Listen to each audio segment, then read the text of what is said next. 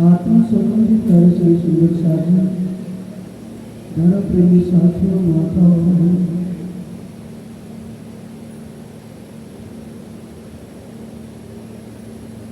आप सब सुंदर साथ उस आत्मा परमात्मा की असीम कृपा और हादी सदगुरु महाराज जी की प्रेरणा से यहाँ उपस्थित हुए लक्ष्य है इस वेंकट हाल के उद्घाटन का। कार्य तो इसमें काफी दिन पहले से चल रहा है, लेकिन ये होने का आयोजन इसमें नहीं हो पाया था किसी भी कारण से। और इस सब के पीछे सबके मूल में जागने का विषय वाणी में आया, जाको दो दिन बाद को तासो मिले जल्दी मन चाहे सुनो होने कार्य की सोची। पार्वती परमात्मा सभी के तन की मन की सब जानते हैं, अंतर्यामी स्वरूप जो उनकी शरणागत जिस भाव से होता है तो उसको उसी भाव से उसका फल देती है। जारे धनी धनवट करे प्यारे बन धैर्य हमारे बली गया काम सराड़े चढ़े मन चितविया काबल से। परमात्मा जिसकी स्वयं अपने आप रक्षा करता हो उसका बाल बंका नहीं हो सकता। जो परमात्मा के आश्रय रहता है, परमात्मा पर आस्था विश्वास रखता है, तो परमात्मा स्वयं ऐसे व्यक्ति की, ऐसे सज्जन की हर मनोकामना पूरी करता है। उसके बिगड़े काम भी सीधे हो जाते हैं और मन की सभी मनोकामनाएं पूरी होती है। वो संसार के लिए चाहे संसार का सुख, भौतिक सुख भी उसको प्राप्त होता है और आत्मिक सुख भी प्राप्त हो जाता है। ये सब इस वाणी की बरकत से जिसका आज इस वेंकट हाल में पधरावनी हुई है। ये ब्रह्मवाणी स्वरसों वेद पंचों वेद आज पधराया गया है, जिसकी कुछ पंक्तियों का यहाँ कुछ चौपाइयों का उच्चारण होगा। अशुभ हरण मंगल करण, किसी भी प्रकार का अशुभ वहां नहीं रह पाता जहाँ इस वाणी का पाठ पठन हो, इस वाणी का उच्चारण हो। क्योंकि वाणी में श्री प्राणनाथ जी ने कहा है, इन वाणी की बरकते दफा हो सब बुलाए, शैतान सदा कांपत मीने बैठ न सके था। साथियों, ये हुक्म की लीला है। परमात्मा के हुक्म से ही सब कुछ होता है। इस प्रोग्राम का आज का कोई निश्चित नहीं था कि आज होने वाला है, लेकिन फिर भी इस प्रोग्राम का आयोजन हो ही गया। कल तक भी इसकी कोई संभावना नहीं थी कि प्रोग्राम यहाँ होगा। वो कल शाम के वक्त ही इसका सब कुछ आयोजन हुआ कि कल होगा। और वो भी कैसा था कि मैं प्रोग्राम में उपस्थित नहीं हो पाऊंगा तो साथियों को भेज दूंगा। ये अब प्रोग्राम पीछे प्रोग्राम नजर में था, वो प्रोग्राम करके साथी भी यहाँ आ गए और उस परमात्मा की कृपा से हमारा जो समय निकल पाया, हम भी आ गए। वाणी का प्रसंग चर्चा का है। ब्रह्मवाणी के ग्रंथ ग्रंथ से ये स्वसुम वेद पंचम वेद के ग्रंथ किताब किरंतन प्रकरण इसका 125वां प्रकरण है, जिसमें विजयाभिनंदन बुद्ध निष्कलंक अवतार श्री प्राणनाथ जी सुना रहे हैं कि ये धर्म प्रेमी सज्जनों, परमात्मा ने आपको कितना सौभाग्यशाली समय दिया है। मानव का चोला मिला है और इस कलयुग में जिस कलयुग की महिमा अनेक युग युगांतरों से की गई है, गाई गई है, बखान किया गया है कि ऐसा कलयुग आएगा। उसी कलयुग में मानव का चोला मिला है और सभी खंडों में जम्बूद्वीप के 9 खंड हैं। 9 खंडों में भरत खंड सर्वश्रेष्ठ माना गया है। कभी भी किसी आयोजन में जब मंत्र और श्लोकों का उच्चारण किया जा रहा हो, वहाँ ये श्लोक जरूर बोलता है, उत्तम खंडे भरत खंड। सबसे सर्वश्रेष्ठ 9 खंडों में भरत खंड है, जिसमें परमात्मा ने आपको मानव का तन दिया है। और ये सब कुछ पाने के बाद भी जो आपको विशेष मिला है, ये ब्रह्म ज्ञान मिला है। जिस ब्रह्म ज्ञान को पाने के लिए देवलोक के देवता, सतलोक के भगवान और निराकार मंदिर में विराजमान आदि नारायण भगवान भी इस ब्रह्म ज्ञान के लिए तरस रहे हैं कि वो ज्ञान हमें मिले और हमारा भी उद्धार हो जाए, हमारे आत्मा का भी उद्धार हो जाए, हमारी आत्मा में जागृति हो जाए, वो आत्मिक शांति हमें भी मिले। आत्म शांति पाने के लिए सभी देवी देवता, भगवान नारायण, ईश्वर आदि सब इस ज्ञान को पाने के लिए ललायत है, जो हमें मिला है। इसलिए प्राणनाथ जी यहाँ कह रहे हैं, सेठे तुमने सारी श्रद्धे सौंप्यो छे धन सार। सेठ का मतलब जो देने के बाद लेता ना हो, जो सबकी पूर्ति करता हो, सबको देता हो, किसी एक को सबको देता हो। संसार के प्राणी जितने भी प्राणधारी हैं इस भूलोक में, इसके परे सूक्ष्म शरीरधारी देवलोक के देवता और उसके भी परे सतलोक के भगवान और उसके भी परे शून्य में विराजमान नारायण भगवान, जो इन सबको देता हो, वो सेठ यानी कि वो सभी की आत्मा का मालिक एक पारब्रह्म परमात्मा। उस पारब्रह्म परमात्मा ने जो आपको धन दिया है, धन क्या मिला है? ये भारत भूमि में और कलयुग में मानव का चोला और मानव चोला पाकर के ब्रह्म ज्ञान जो मिल गया है, सब कुछ मिल गया। संसार का धन इस ब्रह्म ज्ञान को नहीं खरीद सकता। संसार का कितना भी धन हो और ब्रह्म ज्ञान उसको आत्मिक ज्ञान ना हो, ब्रह्म ज्ञान में बोलता रहूंगा, आपकी समझ में नहीं आ पाएगा। संसार का कितना भी धन हो, कितना भी ऐश्वर्य उसको मिल जाए, अगर आत्मीय शांति से वो परेशान है, आत्म शांति नहीं है, तो उस धन को पाकर के भी वो दुखी है। ये धन किसने दिया है? परमात्मा ने दिया है। आत्म शांति प्रदान करने वाला ये ज्ञान है जो परमात्मा ने दिया है, और वैसे नहीं दिया। अनेक जुबेर जतन करी, अनेक जुबेर जतन करी, तमें लाव्या छो आनी बात। अनेक प्रयत्न किए गए, अनेक प्रकार से साधनाएं की गई, क्योंकि वाणी में इस बात को प्राणनाथ जी ने बिल्कुल स्पष्ट शब्दों में कहा है, जोगारम करते रखी नवनाथ जाए बसे बन, सिद्ध 84 और कई जोगी सो भी कार्य याद है। जिस दिन भी हमें ये आत्मिक ज्ञान मिले, आत्म शांति प्रदान करने वाला, आत्म शांति देने वाला ज्ञान हमें वो समय, वो घड़ी धन्य है, वो हमारा जीवन का समय धन्य है, जिस समय हमें आत्म शांति प्रदान करने वाला आत्म ज्ञान मिल जाए। वो सब कुछ किया है, लेकिन हमें उसकी कीमत का पता नहीं।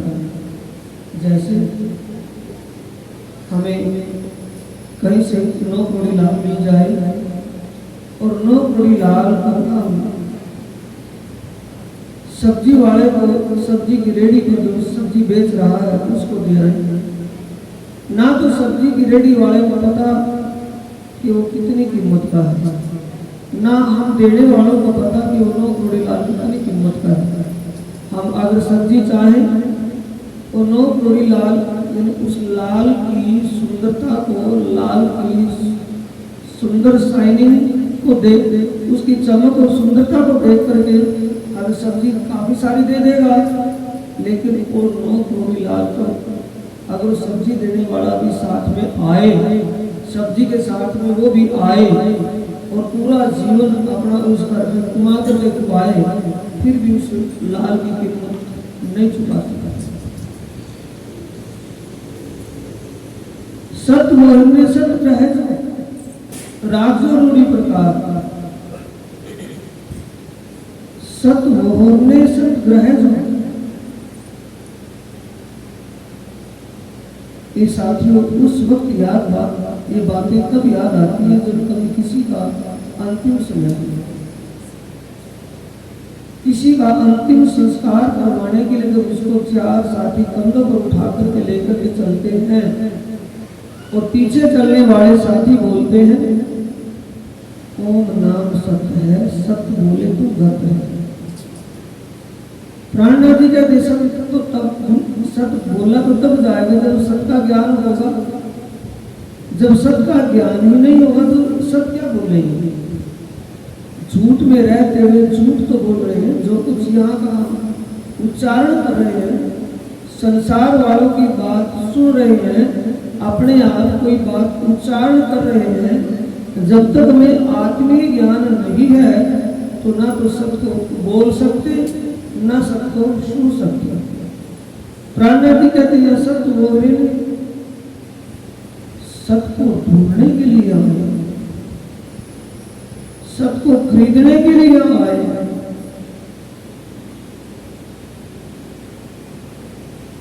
आए न गए। आत्माएं परमात्मा के पावन चरणों में बैठी है। आत्मा सो परमात्मा, आत्मा और परमात्मा दो नहीं एक ही रूप है। लीला भेद से दो स्वरूप दिखाई देते हैं, मूल में एक ही स्वरूप है। आत्मा सो परमात्मा, परमात्मा के पावन चरणों में आत्मा जो बैठी है, परमात्मा से जिद करके उन्होंने दुख का खेल चाहा, दुख का खेल मांगा, क्योंकि उससे पहले थोड़ा प्रसंग आया है। उससे पहले प्रकरण में हमें मांगी रामक राज कने, तेता पहली दान देखाड़ी, काई मनोरथ रहो मन माही, ते रंग भर आई रमाड़ी।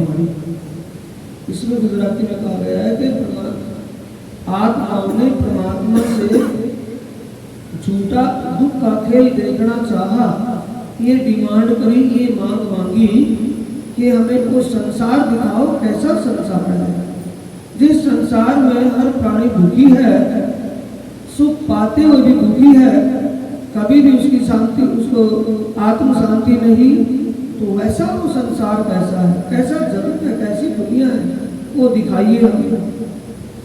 वो देखना चाहा वो देखने के लिए आत्माएं तो परमधाम से बाहर नहीं आ सकती, ना परमधाम में कोई बाहर जा ही सकता। वो तो अखंड है, नित्य है, उसमें ना तो कम हो सकती ना उसमें बढ़ सकते हो। अगर 12,000 आत्माएं तो 12,001 नहीं हो सकती, कोई और जा सकता नहीं, उसमें से बाहर आ सकता नहीं। ऐसा वो दिव्य अखंड नित्य परमधाम है। उस परमधाम में आत्माओं की इच्छा कैसे पूरी की जाए, ये परमात्मा ने बड़ी हिकमत से, बड़े गहरे विचार से इस खेल को दिखाना चाहा। तो खेल में आकर के वो सब को भूल गई। जिस सत्य में वो बैठी है, परमात्मा सत्य है, संसार असत्य है। परमात्मा सदा रहने वाला है, संसार बढ़ने मिटने वाला है। संसार बार बार परिवर्तन होता है, परमात्मा में कोई परिवर्तन नहीं होता। वो ना बाल है, ना किशोर होगा, ना वृद्ध अवस्था आएगी, ना शरीर छूटेगा। वो तो अखंड है, दिव्य स्वरूप है। उसका दिव्य परमधाम भी दिव्य उन्हीं जैसा सच्चिदानंदमयी है। ऐसे परमधाम से इस दुख का खेल कैसे दिखाया कि उनकी सुरता बैठी तो वहां है, उनकी सुरता उन आत्माओं की चित्त वृत्ति, उनका चित्त इस खेल में लगा दिया। और खेल भी डायरेक्ट दिव्य नजरों से नहीं देख रही है। दिव्य नजर कहाँ लगी है? परमात्मा के हृदय में। परमात्मा के हृदय रूपी पर्दे पर ये खेल चल रहा है। जो यहाँ जिस खेल में हम खेल रहे हैं, ये खेल वहां चल रहा है। तो आत्माओं की सुनता उस खेल में ऐसी लगी कि तो झूठ का तो ज्ञान हो गया, सत्य को भूल गई। सत्य याद दिलाने तो भी याद नहीं आता। अगर ये बात कहे कि आत्मा सो परमात्मा तुम सब बोलते हो, आत्मा सो परमात्मा दुनिया में आवाज सुनने को मिलती है, आत्मा परमात्मा के समान है, परमात्मा और आत्मा में भेद नहीं है, लीला भेद है, मूल का भेद नहीं है। ये बात सुनकर विश्वास नहीं होता, क्या ऐसा होगा? इस झूठे तन को ही आत्मा माने बैठी है कि झूठ का तन जो मिटने वाला है, पल पल घटता घटता घट रहा है, क्षीण होता जा रहा है, एक ये शरीर छूट जाएगा। ये भी पता है, इसका तो पता हो गया, लेकिन जो अपना असली तन है, सत्य तन है और सत्य घर है और सत्य कसम है, उसको भूल गई।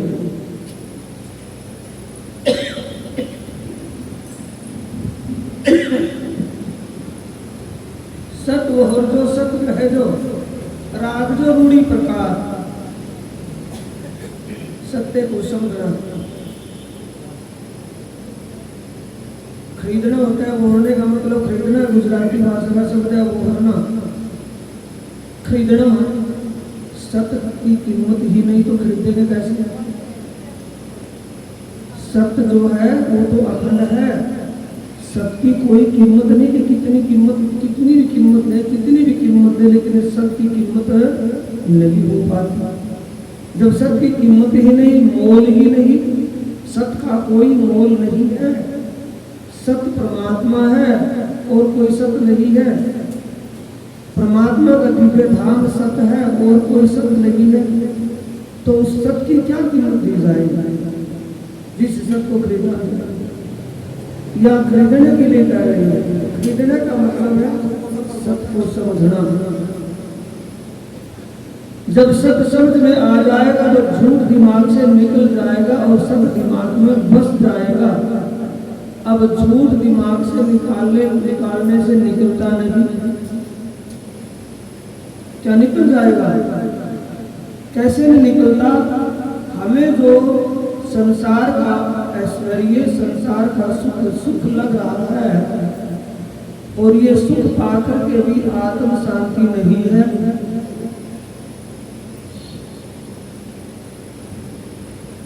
आत्मा सत्य है, आत्म सत्य को पाकर ही शांति को प्राप्त होती है, वैसे नहीं। संसार का ऐश्वर्य असत है, झूठा है, सत नहीं है। इस संसार का सब ऐश्वर्य पाकर के भी आत्म शांति नहीं। अगर सत्य का ज्ञान हो जाए तो संसार में दुख भोगते हुए भी दुख का एहसास नहीं होगा। कितना भी संकट आए, कितनी भी आपत्ति आनी आए, जब सत्य का ज्ञान हो जाएगा, सत्य और असत दोनों को तराजू में तोल लेंगे और ये एहसास हो जाएगा, आत्मा इस बात को मान जाएगी कि सत्य सत्य है और असत्य असत्य है। ये तराजू तुल जाएगा तो फिर संसार का कुछ भी है वो सब असत दिखाई देगा। कभी उसकी चिंता नहीं होगी कि ये इतना था, इतना हो गया, उतना होना चाहिए था। ये दिमाग ही हट जाएगा। कहाँ दिमाग आ जाएगा? हम तो हाथ हुक्म के और हक के हाथ हुक्म, इत हमारा क्या चले, जो जानो क्यों करो खस्म। ये सच्चे मालिक, आपकी जैसी रजा है, जैसी मर्जी है, वैसे हमारा जीवन गुजारा करो, हमें कोई चिंता नहीं है। जब ये बात हमारे हृदय में बस जाएगी, दिमाग में पक्की हो जाएगी, फिर इस असत में, दुख में रहते हुए भी हमें दुख का एहसास नहीं होगा। तो कहाँ चला गया? और दुख था, कहाँ चला गया? दुख में ही रह रहे हैं, दुख में ही सारा कुछ क्रियाकलाप चला हुआ है, तो कहाँ चला गया? उसने सत्य को अपने अंदर विलीन किया, झूठ को सत्य ने अपने अंदर ग्रस्त कर लिया उसको। जैसे सूर्य निकलता है, सूर्य निकलने के बाद अंधकार कहाँ चला जाता है? सूर्य अस्त होने के बाद चारों तरफ अंधकार अंधेरा छा जाता है। जब सूर्य निकलता है तो अंधकार कहाँ चला जाता है? तो सूर्य के प्रकाश में विलीन हो जाता है, जाता कहीं नहीं, उसमें विलीन हो जाता है। जब सूर्य अस्त होता है तो फिर अंधकार छा जाता है। यही दुख और सुख की बात है। दुख कब तक है? दुख का कारण क्या है? अज्ञानता। दुख का कारण क्या है? अज्ञानता। जब तक अज्ञानता है, ज्ञान नहीं है, तब तक ही दुखी है। जब ज्ञान हो जाएगा, अज्ञान समाप्त हो जाएगा, ज्ञान का प्रकाश करते बचा जाएगा, तो दुख में रहते ही ऐसे सुखी होंगे जैसे कोई भी दुनिया में सुखी नहीं है। ये कब होगा? जब आत्म शांति को प्राप्त हो जाएगा, सत्य को जान लेंगे। सत्य क्या है, असत्य क्या है। शंकराचार्य जी ने चाणक्य ग्रंथ में इस पर पहले पेज पर, फ्रंट पेज पर लिखा है, ब्रह्म सत्यम जगत मिथ्या। हम जगत में ही, जगत से बाहर तो नहीं है। जगत में कब तक है? जब तक जगत के प्रभाव से प्रभावित है, तब तक तो जगत में है। जब जगत का प्रभाव हमें प्रभावित ना कर पाए, हम परमात्मा के हुक्म पर जीने की आदत डाल ले, परमात्मा के इशारे से चले, ये समझ लेंगे जैसे वो प्रेरणा देता है, प्रेरित करता है, अंदर से वैसा दिल में आता है, वैसा कर रहे हैं। ये दिमाग बढ़ जाए तो अपना कर्तापन समाप्त हो जाएगा।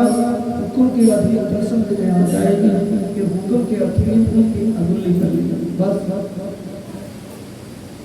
तो प्राणायाम कहते हैं सत्य को समझिए और सत्य को ग्रहण करने का निर्धारण कीजिए। बाहर कुछ, अंदर कुछ, ये आदत छोड़ दीजिए। जैसा बाहर होता वैसा होए दिल, अदखिल धनी न्यारा नहीं नाहे रहे मिलमिल। परमात्मा को ढूंढना नहीं पड़ता, परमात्मा की भक्ति नहीं करनी पड़ती, परमात्मा को जानना या समझना और ध्यान करना। परमात्मा के बारे में जब समझ हो गई और उसको अपनी धारणा में धारण कर लिया, तो फिर परमात्मा की भक्ति करनी नहीं पड़ेगी। भक्ति करनी है नहीं, करने का भी अज्ञानता को खत्म करना था, ज्ञान समझ करने की समझ बन गई और ईमान आ गया, समर्पण भाव हो गया, तो आया है। परमात्मा की कीमत क्या है? यहाँ आया है सत्य बोलने, सत्य ग्रह जो सत्य को खरीदना है, सत्य को धारण करना है, ग्रहण करना है। तो सत्य की कीमत क्या है? खरीदेंगे तो बाद में है, कीमत का पहले पता करना पड़ेगा ना रेट का। बाजार में चले गए और बाजार में कोई चीज हमें अच्छी लग रही है कि भी ये खरीद लेनी ठीक है, घर में काम आएगी, लेकिन खरीदने से पहले क्या बीच में दुकानदार और खरीदार के बीच में क्या है? रेट, उसका भाव क्या है? सत्य को नहीं, सत्य को खरीदने के लिए क्या कीमत चुकानी पड़ेगी? सबसे पहले समझ के बिना ईमान नहीं बढ़ेगा, और ईमान के बिना समर्पण भाव नहीं बढ़ेगा। समर्पण कब होगा? जब ये बात दिल में पक्की बैठ जाएगी, हम तो हाथ हुक्म के, परमात्मा के हुक्म के अधीन है, जैसा वो चाहे वैसा करे। मेरी गाड़ी तेरे हवाले श्याम, तू जान तेरा काम। जुबान से कहना तो आसान है, बड़ा सरल है, अच्छा लगेगा कहने में भी और सुनने में भी, लेकिन उस रास्ते को अपनाना, उस बात को जानना और दिल में ध्यान करना, अमल करना। मेरी गाड़ी तेरे हवाले श्याम, तू जान तेरा काम, इसी बात पर अमल करना। फिर अब चिंता किस बात की? कोई चिंता नहीं। तो किसको खरीद लिया? सत्य को। किसको धारण किया है? सत्य। असत था और दिल से निकल गया, और सत्य था दिल में बैठ गया, धारण हो गया। राजरूढ़ी प्रकार सत्य को समझकर ईमान और समर्पित हो जाए सत्य। और रूढ़ी प्रकार रखने का मतलब ईमान डगमगाना चाहिए, क्योंकि समर्पण हो चुका है। किसी का सत्य के प्रति एक बार समर्पण हो जाए तो ऐसी गति हो जाती है जैसे एक बार टुकड़ा और उसको दोबारा चाटना। उल्टी कर दे, उल्टी दोबारा कुछ चाट लेगा, देखेगा भी नहीं उल्टी की तरफ, ये गति हो जाएगी। इसलिए इसको कहा है राजरूढ़ी प्रकार। भली भांति सुरक्षित रखना है किसको? सत्य को। कैसे खरीदा है? ईमान और समर्पण से। सत्य को खरीदने का मोल क्या है? ईमान और समर्पण। ईमान और समर्पण से जब सत्य को खरीद लिया तो फिर ईमान ना डगमगा जाए, कीमत दी हुई वापिस ना लेनी पड़े। कीमत वापिस ले लेंगे तो वस्तु वापिस चली जाएगी, और कीमत हमारी चुकाई हुई है, कीमत वापिस ना लेंगे तो वस्तु हमारे पास रहेगी, कभी जा ही नहीं सकती। ये पहला मौका मिला है इस प्रकरण का, जो सुंदर साथी इस प्रकरण की जो विवेचना व्याख्या चल रही है, ये पहला मौका मिला है एक एक शब्द की व्याख्या करके समझते चलते। सत्य मोहिर में कैसे खरीदेंगे? ईमान और समर्पण से। किसी और से खरीदेंगे? थोड़ा बीती की तरफ ध्यान करना है। तुमने तो लिया है मुझे मोल, कहने वाला कौन है? वो शब्द सुबह अक्षरा की। किसने लिया उनको मोल? जो 16 ब्रह्म मुनि बादशाह औरंगजेब के दरवाजे को खटखटा रहे बैठे हुए दरवाजे के सामने, उन्होंने खरीदा है। तो उनका ईमान और समर्पण था कि ड्रामा कर रहे थे? ईमान और समर्पण था, जिससे उन्होंने सत्य को एक कौम पर इकट्ठा कर लिया।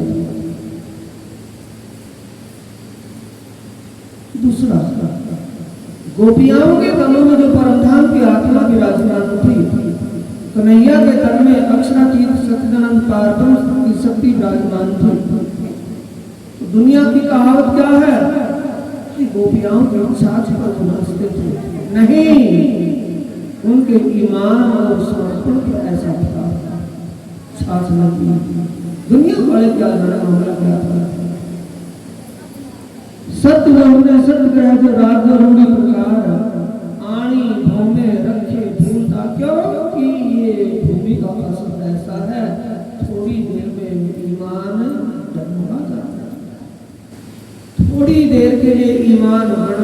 दिखाई देता है तो थोड़ी देर में ईमान डगमगा जाता है, कुछ के कुछ अंदर विचार आने शुरू हो जाते हैं। इसलिए प्राणनाथ जी सावचेत करें, सबसे पहले समझिए सत्य क्या है, फिर उसके प्रति पूर्ण ईमान और समर्पण हो जाइए, जिससे उसको खरीद लें। खरीदने के बाद उसको सुरक्षित रखें कि हमारा ईमान जब हमारा समर्पण हो चुका है, समर्पण नहीं हुआ तो अभी खरीद बाकी है, समर्पण हो गया तो खरीद लिया। खरीदने के बाद कीमत ना वापस लेनी पड़े, वस्तु हमारे साथ पास आनी ढोमे रखे भूलता पछे सेठ अणु व्यवहार। बाद में हिसाब किसको देना है? पाई पाई का सेठ। कौन है वो सेठ? सभी की आत्माओं का मालिक एक बार ब्रह्म परमात्मा सच्चिदानंद। उस सच्चिदानंद को एक एक श्वास का हिसाब देना पड़ेगा कि वो तत्व ज्ञान, ब्रह्म ज्ञान, पंचम वेद का ज्ञान पाकर के भी तुमको पहचान या समझ समर्पण नहीं बना तो सामने मुंह लेकर खड़े होने वाले नहीं, नजरें झुक जाएंगी। अनेक बार तड़पने मरने मानव का तन जो मिला, मानव का चोला मिला है, मानव का तन छोड़ने के तुरंत बाद नहीं, मानव का तन पहले कभी मिला होगा और उस तन में जैसा कर्म किया हुआ होगा वैसे भोग भोगने के बाद, अनेक बार नरकों में जाने के बाद, अनेक बार यम की मार सहन करने के बाद फिर ये मानव का तन मिला है। इसलिए कि बार बार जन्म मरण में ना आए, सदा के लिए आत्म शांति बस इसलिए मिला। लाज 84 भूमि ने आर्या मध्य देश व्यापार के लिए आया। पहले जो मानव का चोला मानव होता है, इसको इस जीव जिनके तनों में जो जीव है वो जीव उससे पहले भी मानव तन धारण करके दुनिया में आया था, लेकिन उस वक्त उस जीवन में उसको सत्य का ज्ञान नहीं मिला। अगर सत्य ज्ञान मिल जाता, सत्य है क्या, सत्य का पता चल जाता तो दोबारा उसको किसी भी योनियों में भटकने की आवश्यकता नहीं थी। वो चांस अब मिला है क्योंकि तत्व ज्ञान दुनिया में नहीं था। ये तत्व ज्ञान होते हुए मानव का तन भारत भूमि में और 28वें कलयुग में ये तत्व ज्ञान मिला है। ये अनुपम उपहार मिला जिसकी कोई उपमा नहीं, अतुलनीय है, कोई तुलना नहीं की जा सकती। हाट पीठ में लियामना, हाट एक दुकान को कहा, पीठ यूपी वाले तो सब जानते हैं। पीठ पीठ का मतलब कई सारी दुकान, हाट एक दुकान और पीठ का मतलब अनेक दुकान। चोटा 84 रलियामना बड़े सुंदर, मन आकर्षित हो जाता है, मन को मोहने वाले। हाट दुकान, एक मंदिर, एक आश्रम, पीठ बहुत से मंदिर हैं, यानी दुनिया में बहुत से मंदिर मस्जिद गुरुद्वारे हैं। बहुत रलियाने सुहाने बड़े सुंदर सुंदर हैं। इतना सुंदर मंदिर की देखने के बाद मन करता है कि इसी में रुके दूसरे।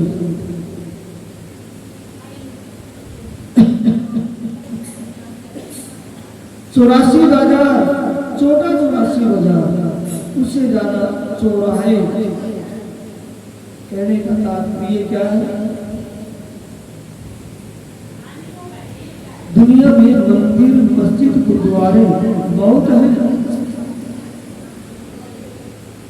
लेकिन उन मंदिर मस्जिद गुरुद्वारों में जो जाने वाले हैं, मत्था टेकने वाले श्रद्धालु हैं, उन मंदिर मस्जिद गुरुद्वारों में सब कुछ है, लेकिन जो वहाँ जाने वाले हैं, जो श्रद्धालु हैं, मंदिर जिसकी श्रद्धा मंदिर के प्रति है, जिसकी श्रद्धा मस्जिद के प्रति है, जिसकी श्रद्धा गुरुद्वारे के प्रति है, जिसकी श्रद्धा जिस भी मजार या पीर के प्रति है, वो उससे क्या चाहते हैं? जो मंदिर में जाते हैं, मस्जिद में जाते हैं, गुरुद्वारे में जाते हैं, चर्च में जाते हैं, या कोई भी जहाँ कहीं भी जिसकी आस्था है, तो उस आस्था में वो क्या चाहते हैं? क्या वो धोखे में तो नहीं है संसार का सुख मांग रहे हैं?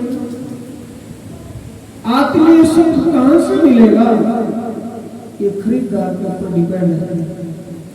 खरीदार समझदार हो। खरीदार को अगर आत्म शांति चाहिए तो किसी बिरले मंदिर से मिलेगी। हर मंदिर में आत्म शांति का ज्ञान नहीं है।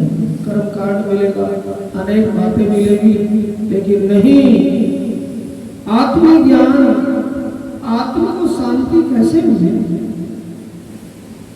वो उसको जानना है। क्या चाहिए? अगर आत्म शांति चाहिए, वो आत्म शांति कैसे और कहां से मिलेगी? वो किसको चाहिए? किसको समझ होना चाहिए? उसको जिसको आत्म शांति चाहिए, जिसको मन की शांति चाहिए, मन का सुख चाहिए, वो मन के सुख जगह जगह ढेरों ढेर मिल जाएंगे। लेकिन बात तो आत्म शांति की है।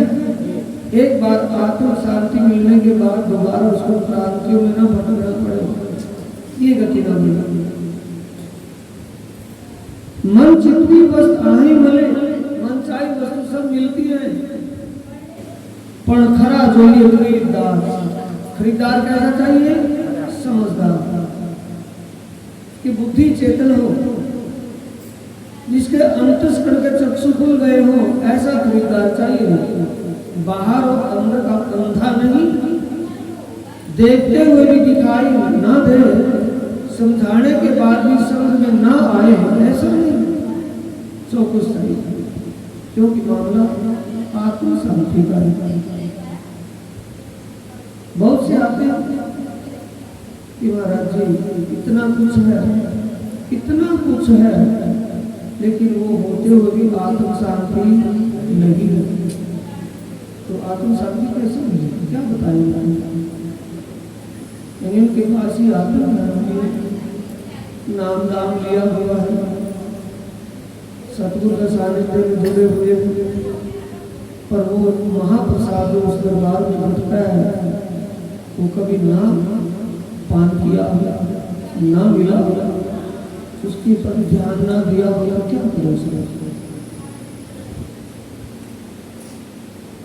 14 लोग मायो खायो एहनो नथी बीजो कोठा।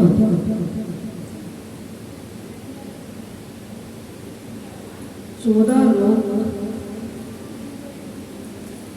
एक कर्म भोग भूमि, 14 लोगों में कर्म भोग भूमियां हैं।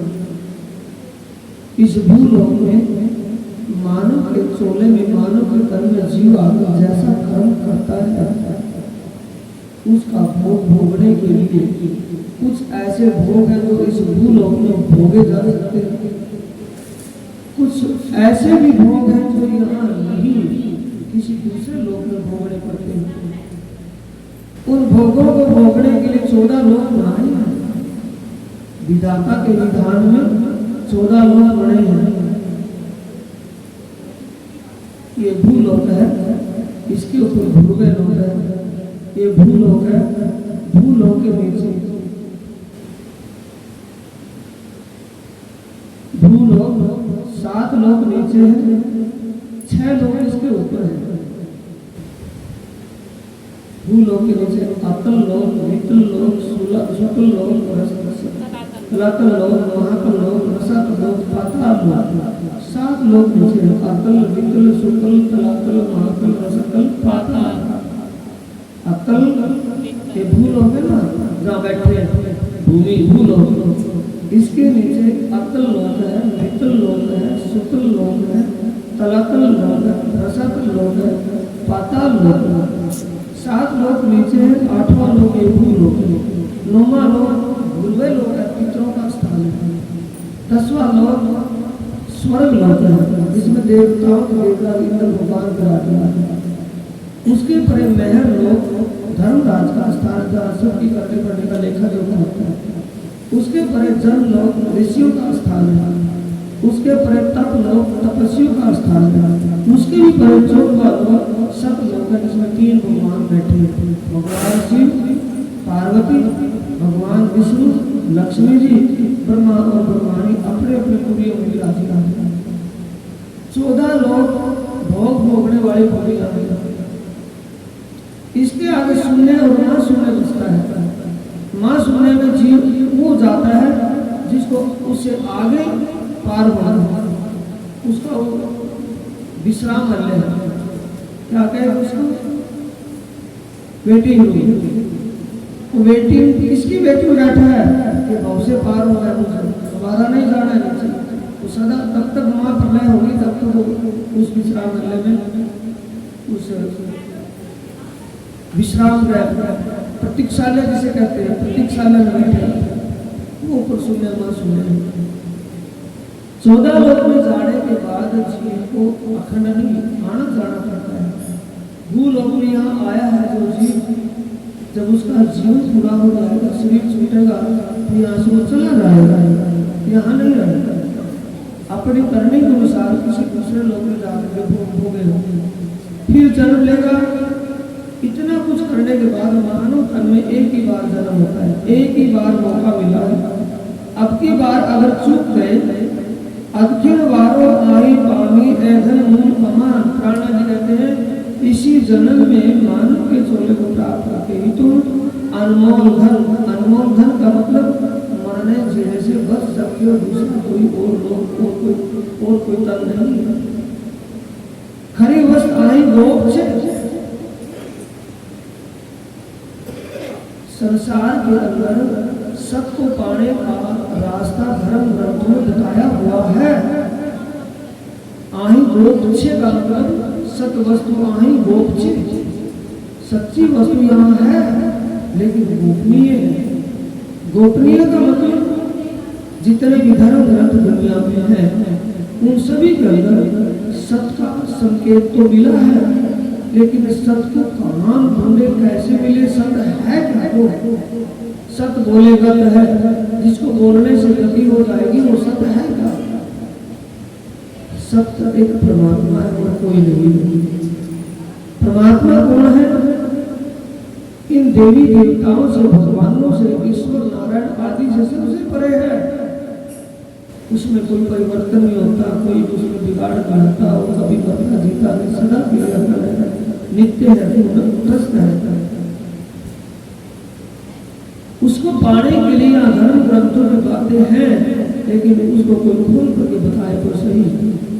किसी वेद के अंदर, किसी उपनिषद के अंदर, किसी पुराण के अंदर उस परमात्मा का जो जिक्र है, सत्य की आत्माओं का मालिक है, जो सत्य है, कभी मिटता ही नहीं। सत्य तो जिस भगवान श्री कृष्ण जी ने गीता के अध्याय 9 श्लोक 25 में ये बात बिल्कुल स्पष्ट करके समझाई है कि जिसको कोई ध्यावेगा उसी को पावेगा, जिसको ध्यावेगा उसी को पावेगा। क्या लिखा है श्लोक में? यानंती देवर का देवान पितृयंती पितृवर्ता भूतानि यान्ति भूतेजा यान्ति मद अग्नो अभिमान। श्लोक में कहा गया है जो देवताओं की उपासना भक्ति करेगा, शरीर छूटने के बाद देवलोक को ही प्राप्त होगा। जो पितरों की उपासना भक्ति करेगा, शरीर छूटने के बाद देवलोक पितरलोक को प्राप्त होगा। भूतानि यान्ति भूतेजा, जो भौतिक सुख, इस संसार में कौन से सुख है? भौतिक है या आत्मिक सुख है? भौतिक सुख है। जो भौतिक सुखों के लिए भक्ति करेगा वो भौतिक सुख उसको मिलेंगे। यान्ति मद अधीन अभिमान, भगवान श्री कृष्ण जी कहे जो मेरे स्वरूप की पहचान करके मेरा भजन, मेरी भक्ति करेगा तो मुझे ही प्राप्त होगा। अब श्री कृष्ण जी के अंदर कौन बोल रहा था सुंदर सारी जब ये गीता का उपदेश दे रहे थे? अक्षर ब्रह्म की जोश की शक्ति उसके अंदर जब्राइल के अवसर, जब्राइल जोश धनिए का, जब्राइल के जोश उसकी शक्ति के बिना दुनिया में कभी ज्ञान नहीं आया। जो उसकी शक्ति कन्हैया उस कृष्ण के तट में विराजमान होकर के उपदेश कर रही थी। वो कह रही तो मेरे स्वरूप की पहचान करती, उस स्वरूप की पहचान 5000 साल पहले क्यों नहीं किसी को हुई? भाई गीता का उपदेश किसको सुनाया, किसने सुनाया? गीता का उपदेश अर्जुन को दिया गया। अर्जुन को पहचान नहीं हुई, उन्होंने उसको पहले सारथी मानना हुआ था, फिर उसको हरि रूप में मान लिया। लेकिन हरि स्वयं कह रहा है कि मेरे तन में मेरे स्वरूप की बात समझ आ रही है? मेरे स्वरूप की यान्ति मज अपिनो अपिमान अपी, मेरे स्वरूप की मां पहचान, जो मेरे स्वरूप की पहचान करके मेरी भक्ति करता है वो मुझे ही प्राप्त होता है। इस श्लोक से क्या स्पष्ट हो गया, क्या खुलोगी? कौन सी बात खुल गई कि जिसको कोई ध्यावेगा उसी को ही पावेगा। सीधी सीधी बात। अगर आत्मा के सच्चे मालिक परमात्मा की उपासना भक्ति करेंगे तो हमारा शरीर छूटने के बाद हमारी आत्मा उन्हीं के चरणों में जाएगी या धर्मराज के दरबार में जाएगी? जो धर्मराज की भी आत्मा का मालिक है, जो नारायण भगवान की भी आत्मा का मालिक है, जो देवराज इंद्र भगवान की भी आत्मा का मालिक है, उस सभी की आत्मा का मालिक एक जो पारब्रह्म परमात्मा है, हमारी आत्मा के चरणों में जाएगी। बीच में कोई अटकाव नहीं आएगा। ये गीता सिखाती है। तो गीता की सीख को कौन चले, कौन माने इस चीज का? कहने के लिए हम हिंदू हैं, लेकिन अपने हिंदू ग्रंथों को, हिंदू धर्म ग्रंथों कोई अमल नहीं है। हम पढ़ रहे हैं, सुन रहे हैं, सुना रहे हैं, स्वयं का ही अमल नहीं है।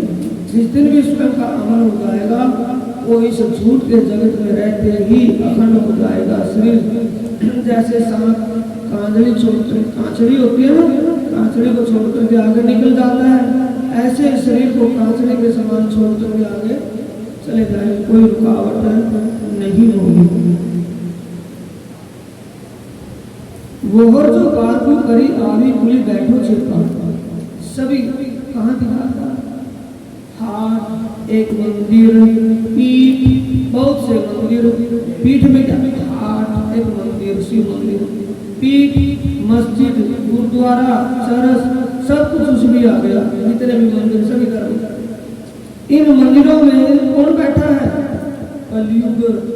कहाँ बैठा है? दरवाजे के सामने। कहाँ खींचेगा? संसार की जरूरतों की तरफ खींचेगा। आत्म शांति की तरफ नहीं जाने देगा। आत्म शांति की तरफ चला गया तो उसके हाथ से छूट गया। अगर उसके हाथ कंट्रोल में है तो आत्म शांति की बात सोचने भी नहीं देगा। संसार की जरूरतों की बात सामने दिमाग में पड़ेगा।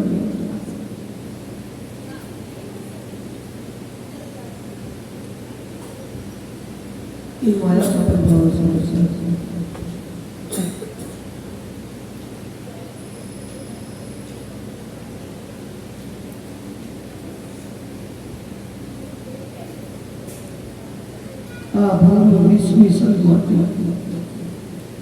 सत्य को जानने के लिए भूमि का असर क्या है? सच्ची बात पर सबका पैदा हो जाती है, संकोच हो जाती है, समझ में नहीं आती। समझ में आ गई तो झूठ से छूट गई, समझ में नहीं आई तो झूठ में लिपटे हुए हैं। आभोम में सब मानते वस्त आड़ी से इसके लिए सत्य पाएंगे। संसार में अनेक प्रकार की बातें दिमाग में खड़ी हो जाती हैं, इसलिए सत्य बात को जानने के लिए सत्य का ज्ञान मिले और सच्ची बात हमारे समझ में आए तो आत्म शांति को प्राप्त हो जाएंगे। अनेक कृपा करी वस्तुना द्वितीय से जंजाल, यमराज चारों को अपना जाल बिछाए बैठा है।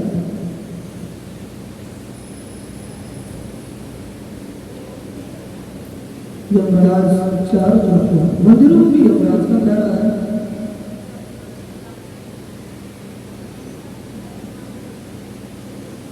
मंदिर में यमराज का प्यारा कैसे सुंदर। जब मंदिर में जाएंगे तो क्या दिमाग में आएगी? कि मंदिर में आए हैं, जिस भी मंदिर में आए उसके सामने अपनी श्रद्धा रखें कि मेरा ये हो जाए। तो क्या डिमांड की है? झूठ की डिमांड की है, सत्य की? झूठ की डिमांड रखें। ये संसार का कोई भी कार्य कुछ भी ये हो जाए, गए तो काका के दरबार में और मांग ले जाकर कोटी, किसने ठग लिया? यम के दूतों ने ठगा, किसने ठगा? कलयुग ने ठगा, माया ने ठगा, किसने ठगा? अभी वहां तो बिन मांगे मिल रहे हैं, मांगने की जरूरत ही, क्योंकि तन की जाने मन की जाने, जाने दिल की चोरी। उस साहिब से क्या छिपा जिसके हाथ में सबकी, उसे कुछ छिपा नहीं है। बिन मांगे वो देगा, नहीं देगा तो सत्य नहीं, सत्य है तो बिन मांगे देना पड़ेगा, और सत्य नहीं है तो मांगना पड़ेगा, और सत्य है तो उसे मांगना नहीं पड़ेगा, बिन मांगे देगा। ये सत्य का होता है। खरो खोजी हसे जान जुबेरी, ते जोशे मेर मनधीर, वस्त अखंड में तेज लेसे, जे होसे वचन हुए। सत्य को कौन खरीदेगा?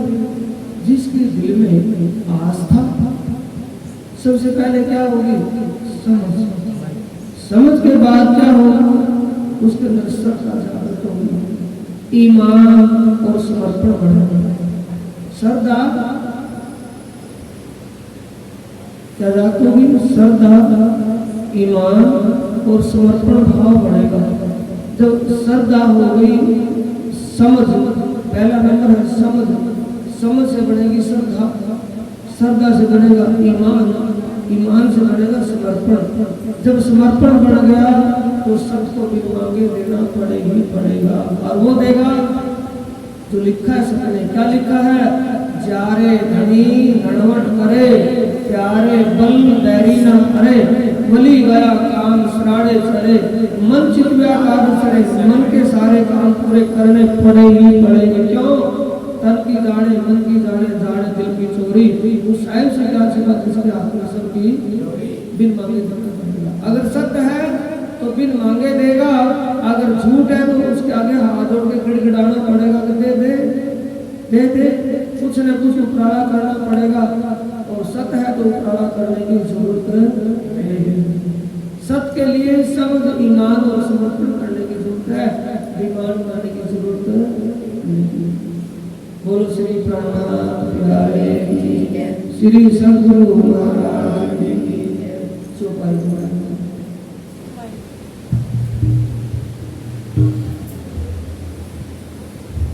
खरो खोजी हसे जान मेरी, खरो खोजी हसे जान मेरी, ते जो से दृढ़ मन धीर, दृढ़ से धीर धीर, ते जो से दृढ़ मन धीर, ते जो से दृढ़ मन धीर, वस्त अखंड में तेज लेसे, वस्त अखंड में तेज लेसे, वस्त अखंड में तेज लेसे, वस्त अखंड में तेज लेसे, जे हो से वचखिण वीर, जे हो से वचखिण वीर, जे हो से वचखिण वीर, जे हो से वचखिण वीर,